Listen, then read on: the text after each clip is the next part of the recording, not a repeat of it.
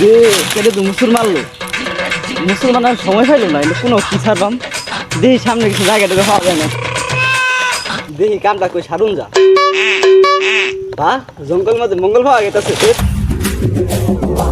জরিমানা যে ঢুকতেছিস গা টিয়া দিব কেডা আর টিয়া দিতে আমি আগে কামটা সাইডা লই